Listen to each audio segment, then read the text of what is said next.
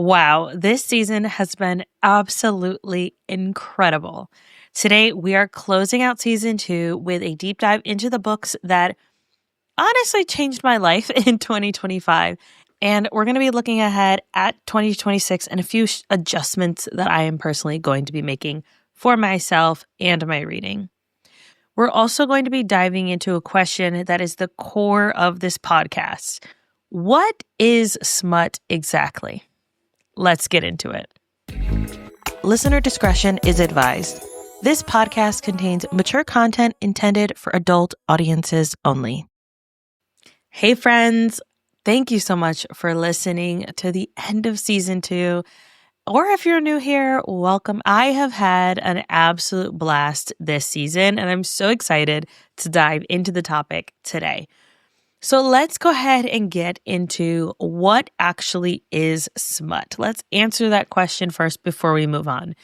This is a question that I see a lot, or I see people kind of conflating the romance and the smut, that if there is open door, then there is smut.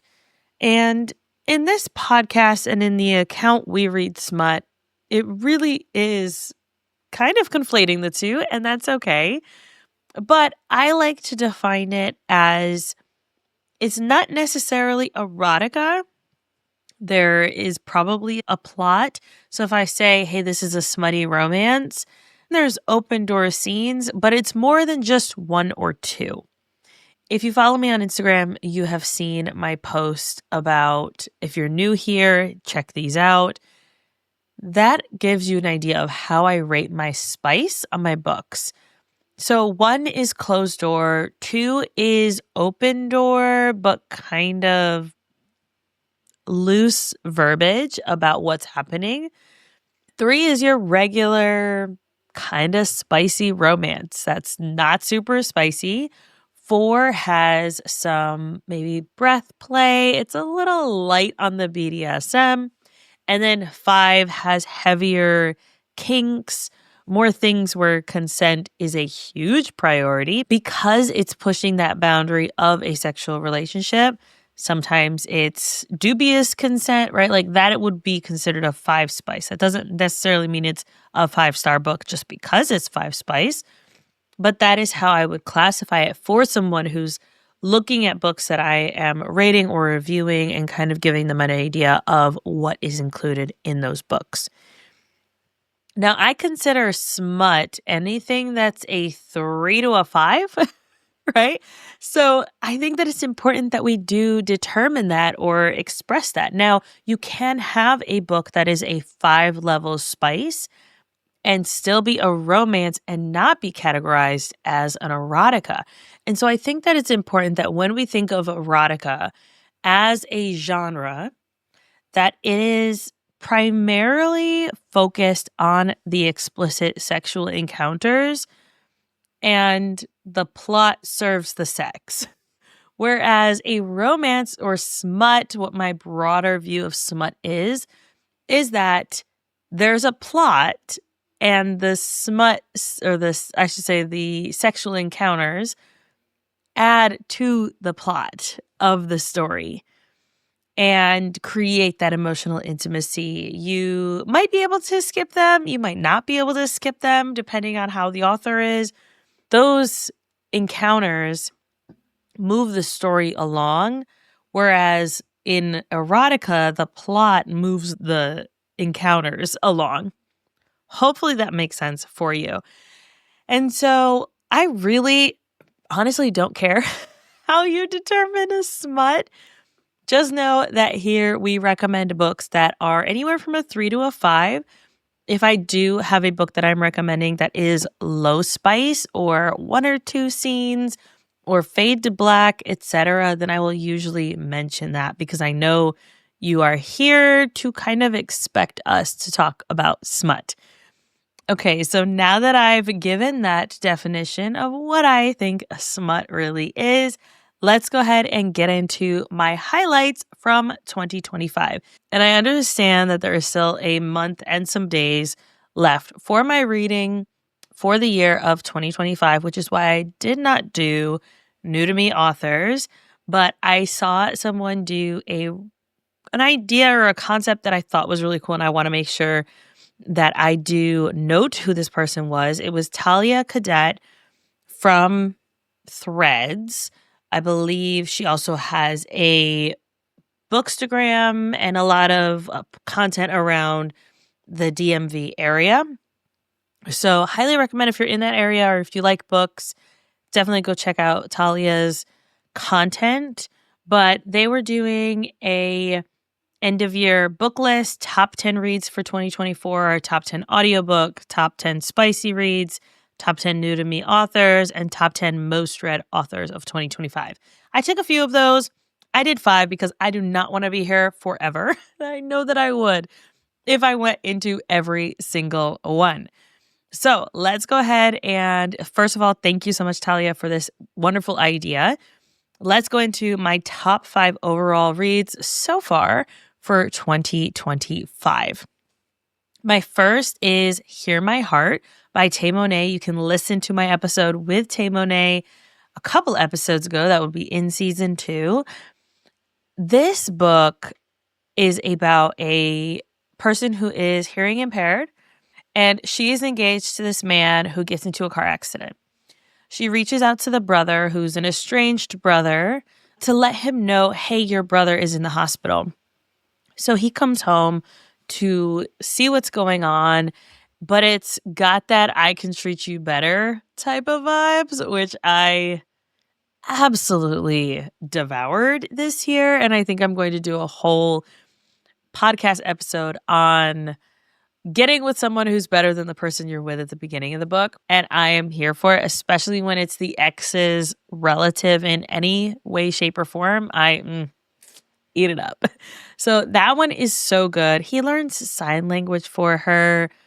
There's some voyeurism where he's hooking up with somebody and she passes by the room and sees him, stays and watches. It is so good. So good. All right. Next is Streams and Schemes by Rebecca Kincaid.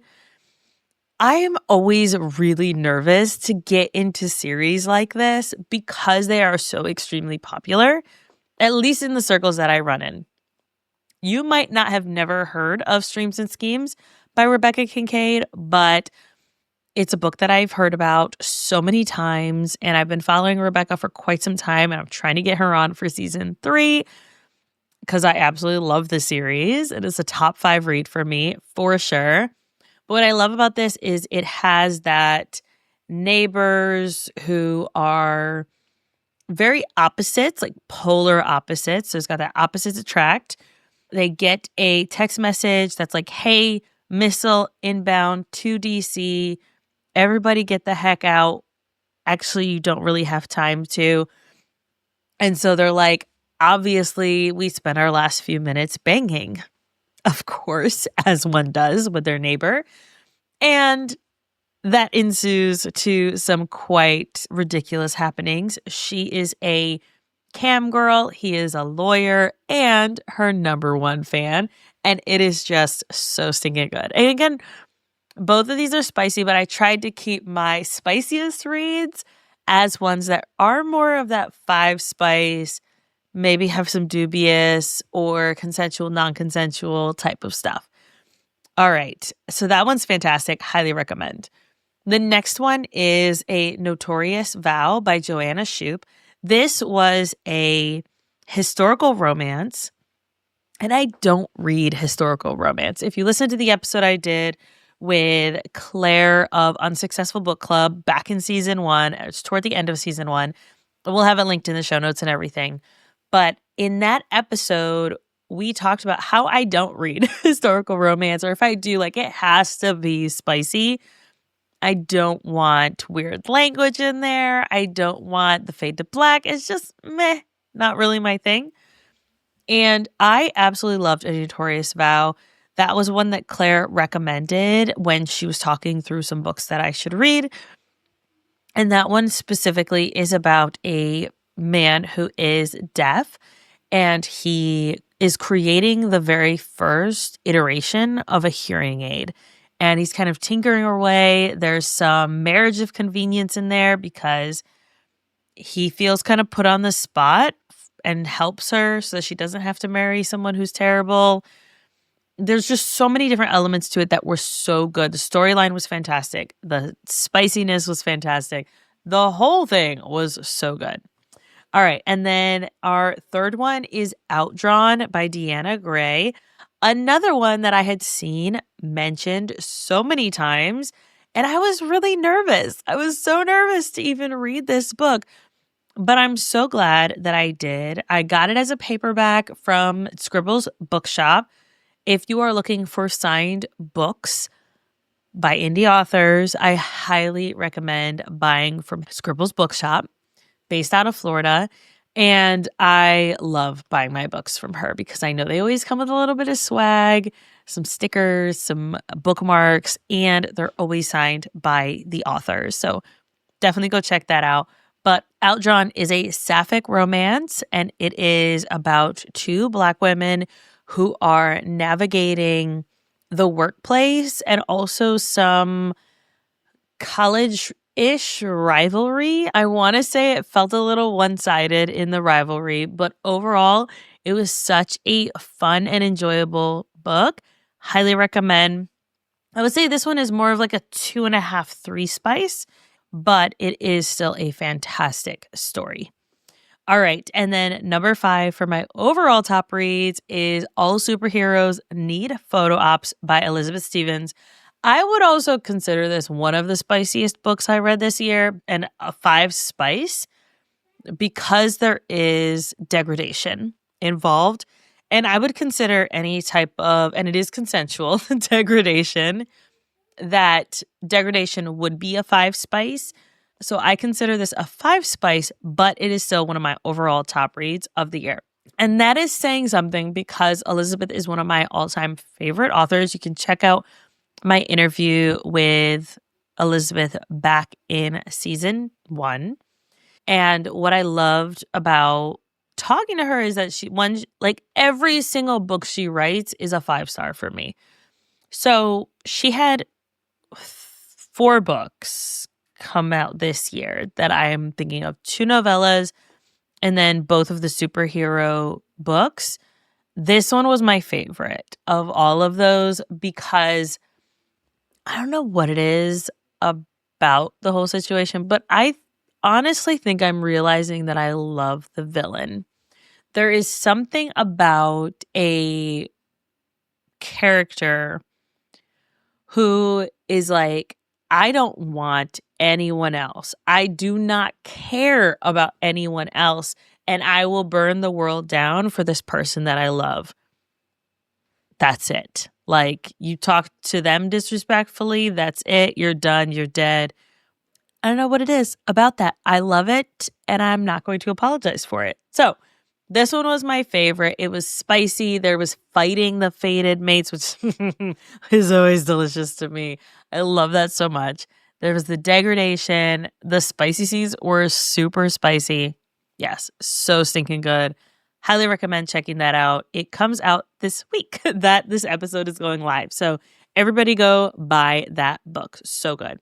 All right, top 5 audiobooks. And I will need to grab who those narrators are. There were a few other books that I felt the story honestly could have been a 5-star for the audiobooks, but I'm finding when I listen to both Achillian and Sapphic books, they're not dual narrated. So if it's 2 men, it's not 2 male narrators. It's just one playing both of their voices. And there's something about the way my brain processes things that I have such a hard time with that. I listened to a really fantastic audiobook. It was a Sapphic romance.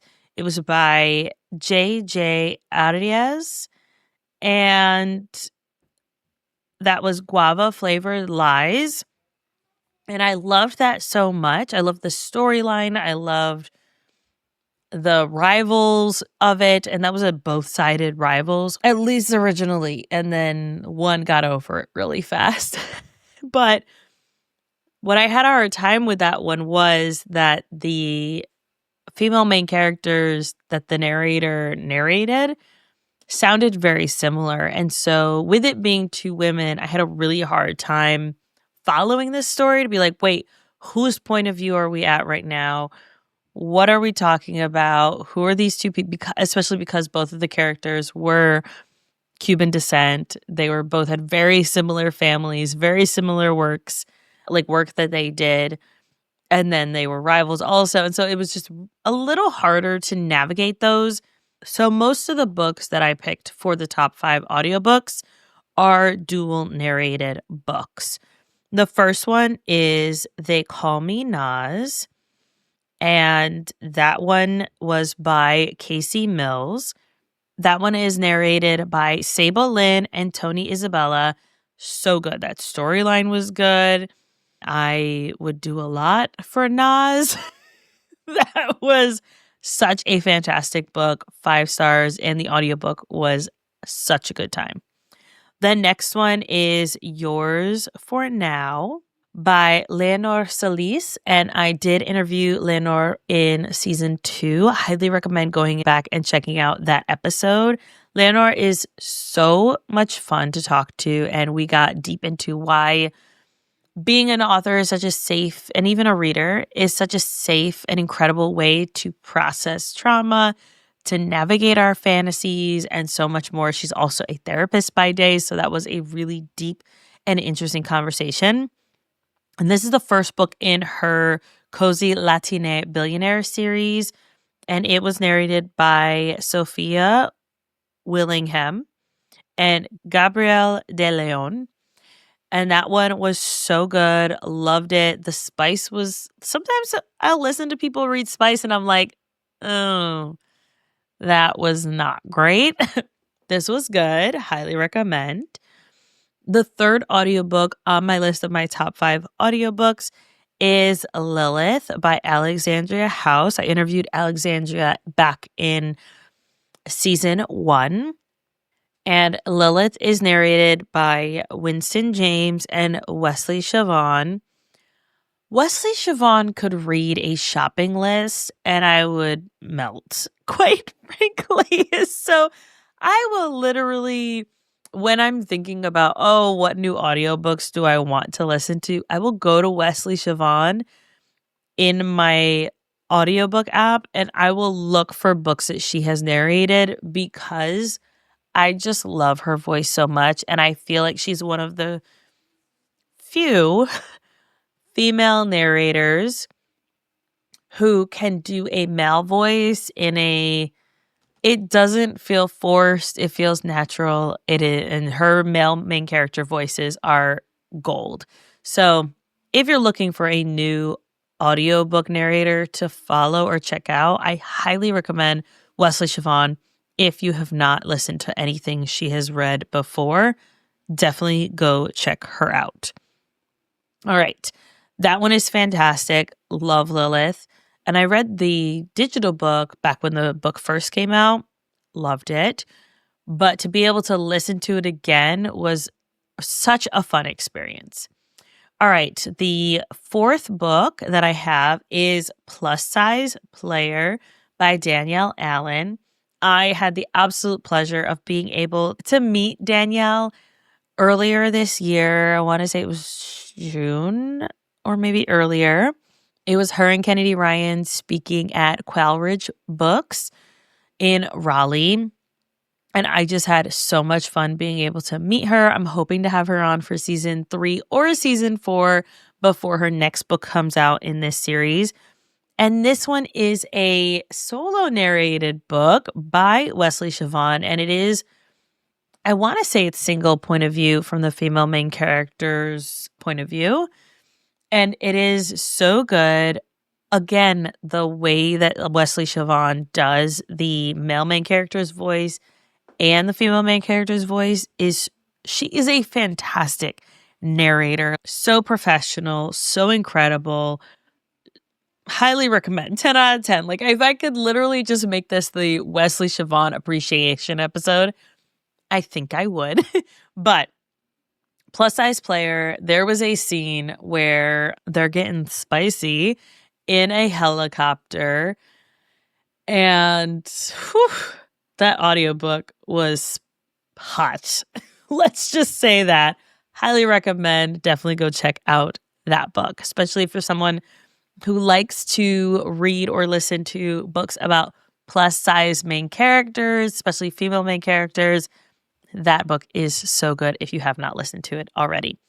And then last of the audiobooks is The Murderbot Diaries by Martha Wells, which is not my typical audiobooks or my typical reads, but I saw someone, and I don't remember who it was. I am so sorry. I saw someone mention the Murderbot series by Martha Wells, and I was like, let me go ahead and give these a shot. They're narrated by Kevin R. Free, and I listened to the books via my Libby app for this one specifically. And I had so much fun listening to these, especially as we geared up for the Murderbot season 1 on Apple Plus with Alexander Skarsgård. I remember him from True Blood, like when that was still airing. So I love him as an actor. I don't know as a person, never really followed him like that, but loved him as an actor. And so when I saw that he was going to be in the Murderbot series, I was like, let me see what all the fuss is about this series. And I fell in love with the audiobooks. I listened to 5 of them so far this year, and I'm going to try to get through more of them. They're very short, at least the first few books. There is one book in the middle that's a lot longer than the other ones, and I got weird about that. So I need to get over that and just listen to the audiobook. Especially they have them via your Libby app for your library apps if you have access to those. All right, so those are the audiobooks that I absolutely loved so far this year. I've got 2 more sections and we'll try to get through these a little quicker. My 5 spiciest reads that I read so far this year. The first is Intrigued by Danger by Andia Carter. This one is so good. And it's always interesting to me when I absolutely detest a character in the first book of a series, like one of the main characters, and then to get their book later. This happened with the McLean series that Alexandria House did. I remember hearing little bits about one of the brothers. I want to say it's book 5. It's one of the last ones. And I remember hearing about him and I was like, man, he's whack. I don't understand. Like, I'm not even going to like him. And I was hesitant to read his book. But then when I finally did, I was like, okay, I see what's going on here. And just, I guess, getting that behind the scenes of why a character is the way that they are is so incredible. I had this happen exactly with the Danger series by Andia Carter. So in the first 2 books, this other brother, he was a punk, quite frankly. He was a punk through book 1 and book 2. He was in a weird relationship with his girlfriend. They had a kid together. And it felt like he was just trying to prove himself way too much. And I didn't understand why until we get to his book and what's going on behind the scenes that you don't see, that none of the brothers see from their point of view. So good. I definitely recommend starting with the first 2 books though, but this one is so spicy, and it is about a female dom who kind of puts him in his place a little bit, but they switch, meaning she's submissive to him sometimes, and it works for them. It's super consensual, and oh my gosh, so much fun. Highly recommend. And then my next one is Don't Run by Sean. This was a Halloween sex club, secret identity type of one. It's a novella, and I'm kind of still I know it's the end of November, but I am still in my Halloween phase. And quite frankly, I could read Halloween books all year round. And I'm currently wearing my Halloween leggings because I wear them year round. Maybe it's just because when I was growing up, I wasn't allowed to celebrate Halloween at all because it was quote unquote satanic. I don't know. I dig Halloween. Let's go. So Don't Run by Sean. There is having so many O's that you pass out while you're in running through the woods. I'm here for it. She was here for it. There's aftercare. Pumpkinhead Man. It is delicious. Highly recommend. Next one is You Hide, I'll Seek, another Halloween one because I'm just still in my Halloween phase and I read some spicy stuff in Halloween. So You Hide, I'll Seek by M.L. Bash. This was a ex's brother. It's kind of always been you and I've always had a thing for you, but you were with him kind of feel. She goes to a haunted house theme park that's run by this guy and his two friends. There's some sharing amongst friends in the mirror funhouse thing. Yes, get into it. It is so good and so spicy. And it's a novella. All right, so that's the third one. Fourth one is Huntsman by Naima Simone. And the reason I have this one on there, it's a lot less erotic than the previous ones that I've mentioned, right? Like Intrigued by Danger, she is a professional dom. So that is a big theme of it. Don't Run and You Hide, I'll Seek are both novellas. So the spice is the theme. Like that is the plot. And the rest of the story just helps facilitate the spice. Huntsman is more plot and more theme, even though the Goodreads reviews would tell you otherwise. Clearly, those people have never read a spicy book in their lives. There's more plot, but this book is probably one of the few books I read this year that has some knife play. It has some let's fight until we need to bang it out. We're both here to kill each other, but if it goes elsewhere, then obviously I have the hots for you. Tying up. It's got all the things that would make a 5 spice book in my rating. So I have this one categorized there. I also interviewed Naima Simone earlier in season 2. Go check out Naima. She's incredible. Definitely go check out Naima and that episode that we did with her. Number 5 on my list is Toxic by Kenya Gori Bell. We will have Kenya on for the next season. It'll either be season 3 or 4, but most likely 3. Kenya is incredible. She writes really dark. I believe she has some not dark, but all the ones that I've read have all been dark, interracial romance, but they're also, I would say the majority of them are multicultural as well.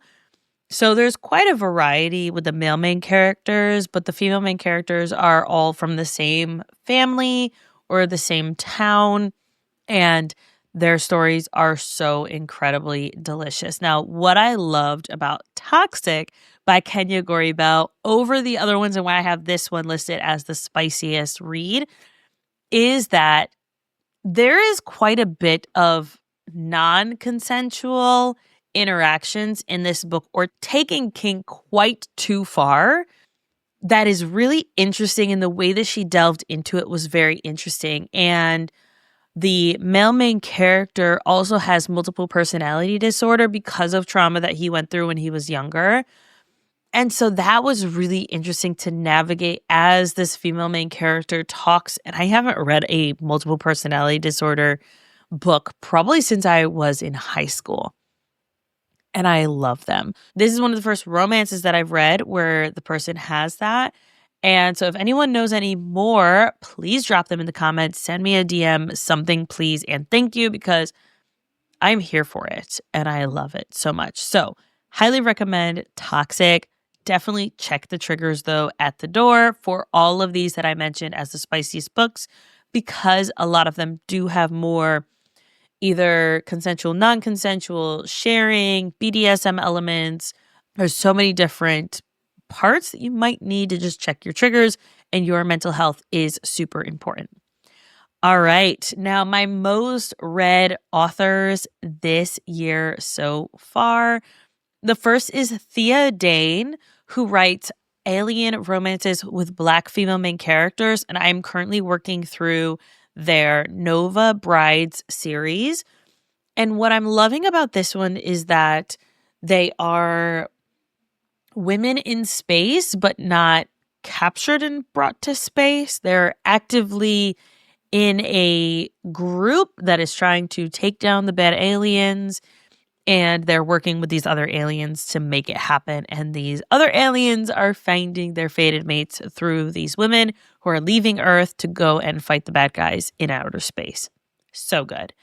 Next, Alexandria House. Definitely go check out her episode. She is the Black romance queen in my book. If I had awards to give out, she would get most of them. Next is Tay Monet. I love that she has such a variety of Black romance across multiple genres, and her audiobooks are so good.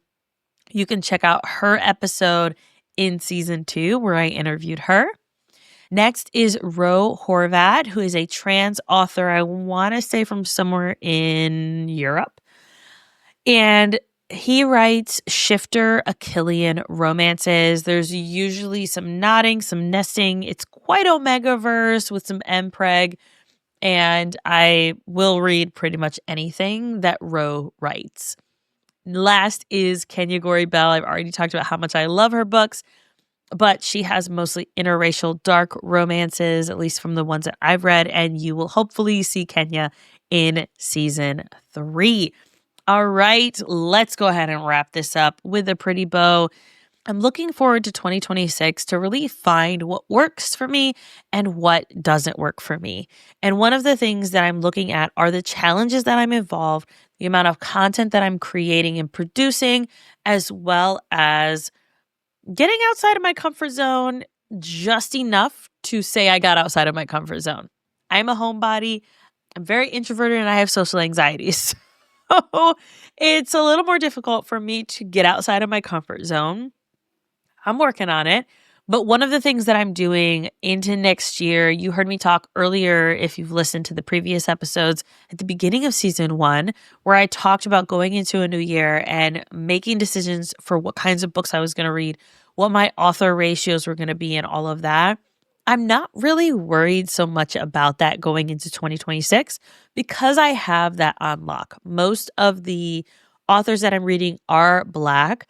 I have at least 1 to 2 LGBTQIA plus books per month. So I'm reading diversely and intentionally reading that way. And I will still be tracking that, but I'm not going to make so much of an emphasis on it as I'm reading on a monthly basis, but I will be checking it quarterly. That said, I'm actually going to be joining a book club, which sounds terrifying, especially as someone who's a mood reader, but I'm interested in getting outside of my comfort zone. It's only 1 book per month, and I will have the entire month to read it. I'm not really worried about how many days it takes me to read a book. So if my ratio sucks because of that, I don't really care. And so that is one thing that I'm looking at shifting or adjusting into next year. And I'm going to be joining the book club that is hosted by Shelby and the Book Club. You can check her out on YouTube, Instagram. I'm on her Discord for the book club. And I'm having a great time so far. But I'm really nervously hesitant about what it's going to look like to be part of a book club where I actually have a book that I have to read for the month. And that was something that I had to adjust to, I would say, this year. And I'm interested in kind of flexing that muscle a little more into next year. So we'll see what happens, but I still want to make sure that I'm making space for the books that I love and enjoy. And since it's only 1 book a month, I feel like I'll be okay. Some challenges that I was part of in 2025, but I will be continuing if they have them available into 2026. So the first is, of course, the Diverse Trope Challenge hosted by yours truly. I will be running this again. You will find it on my Storygraph as you could search the Storygraph challenges. It will be there for 2026. I will do a big roundup of diverse book options for people to pick from. One of the things that I will not be doing as much next year, though, is monthly roundups about the challenge. My focus on content specifically for my Instagram, my Substack. If you're not part of the Substack, go check us out. There are almost 8,500 of y'all over there. It's free. You can swing some money my way. I think it's 40 or $50 for the whole year or $5 a month. Just a way to show your support and your love for this podcast and the content that I'm creating. And I appreciate it so much. But I will still be posting content over there and on my Instagram, but it's really going to be focused specifically on the podcast. Anything extra is extra. Next, I did the Tackle Your eShelf Challenge, which was hosted by Carla is Reading and me. You can find Carla in season 2. I talked to her all about Latinx romances. And one of the things that I'm interested in doing more of next year is still tackling my eShelf. I don't currently have any plans to stop my Kindle Unlimited subscription because I know how much that benefits the authors that I read and enjoy that have Kindle Unlimited, especially Black authors. So I'm not currently going to do that, but I am going to be shifting away from Audible subscription and trying to read more of the books that I already own or that I have downloaded for free and make sure that I'm rating, reviewing, and following those authors. If I enjoy the book, of course. Next, the BIPOC Alphabet Challenge. I've done that for 2 years in a row where you find a letter of the alphabet and the book that you read has to start with that letter, and all of these ones specifically are BIPOC authors. I really love hosting that. I love joining it. It's just a fun way to read across the alphabet, and I will have that one available into 2026 as well. I did the 2025 Sapphic Reading Challenge, which was hosted by Sarah in Wonderland. If Sarah does this again next year, then I will definitely join that one. I did a March Madness, which was an ARC challenge hosted by Talk About Swoon. If Amanda does this one again, I will do that one because there are some arcs that I need to get through that I'm kind of struggling and I need that extra accountability usually. And then I did a summer reading challenge hosted by Weekend Reader. You can check out my episode with Weekend Reader in season 1. But one of the things that I'm interested in, especially for something like a summer reading challenge, is reading books that I own and just really doubling down on that and maybe putting a number to it. So maybe it looks like 6 of the 12 books I tend to read per month are specifically books that I already own, just getting through those. And then last, I did a 25 in 2025 Latinx Bookish Bingo. That was hosted by the Amigas author group. I didn't do as well on that one as I wanted to. And so if they host it again, I will join. One of the things that I think I struggled with was just being more intentional about it. And they have it specified by trope or subgenre. And so I want to do a little more intentional Latinx reading in 2026. Those are the things that I'm looking forward to in 2026. As I looked back on 2025, I hope that this episode encouraged you to look at your numbers, to consider what you're doing going into the new year, but also maybe gave you some new authors to check out, some new books that you should definitely be listening to or reading. As always, please like, subscribe, follow the podcast wherever you're listening, and please share it with a friend. That helps us grow the podcast and get it in front of new people. That is it for season 2. I will see you in January for season 3. You are always welcome to send me a direct message either on Substack or on Instagram. I highly recommend that you connect with me in any of those places, or you can send me an email to wereallyreadsmut@gmail.com, and I'd love to chat with you over there too.